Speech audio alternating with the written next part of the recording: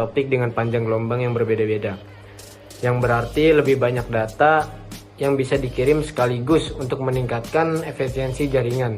Selain itu, ada juga mode multiplexing MDM dan space division multiplexing SDM yang memungkinkan serat optik mentransmisikan beberapa metode cahaya yang menggunakan banyak core dalam satu kabel untuk memperbesar kapasitas data hingga lebih dari 1 TB per detik. Biasanya, sinyal dalam jaringan optik harus dikonversi ke sinyal di beberapa titik sebelum diteruskan. Namun, dengan optical packet switching atau yang bisa disebut OPS dan AONS, kita bisa menghilangkan kebutuhan akan konversi ini. Artinya, data tetap dalam bentuk cahaya sepanjang perjalanan, sehingga kecepatan transmisi meningkat dan latensi berkurang secara drastis. Teknologi ini memungkinkan komunikasi yang lebih cepat dan lebih hemat energi, terutama untuk pusat data dan backbone internet. Serat optik juga tidak hanya digunakan dalam kabel bawah tanah atau bawah laut, tetapi kini juga digunakan untuk free space optical communication. Ini adalah metode transmisi yang menggunakan cahaya laser untuk mengirimkan data melalui udara tanpa kabel.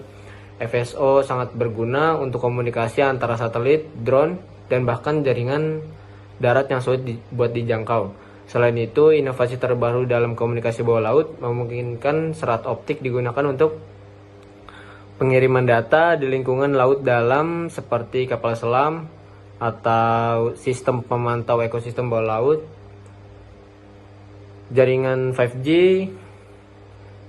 mulai diterapkan di banyak negara dan serat optik menjadi teknologi utama yang mendukung kecepatan kestabilannya.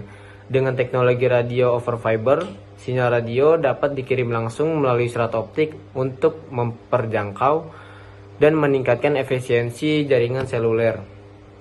Lebih dari itu, perkembangan 5G, 6G, dan lain-lain akan membutuhkan infrastruktur serat optik yang lebih canggih dengan kapasitas ultra tinggi dan latensi mendekati nol.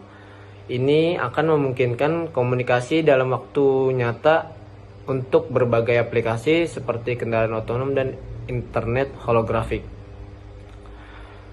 FTTH atau yang bisa disebut Fiber to the Home kini semakin populer karena menawarkan kecepatan internet yang semakin tinggi, yang jauh lebih tinggi dibandingkan kabel tembaga atau jaringan nirkabel. Teknologi ini memungkinkan pengguna penikmat layanan streaming 8K tanpa buffering, cloud gaming, hingga bekerja dari rumah dengan koneksi stabil, atau yang biasa juga bisa buat main game, bisa jaringannya lebih cepat.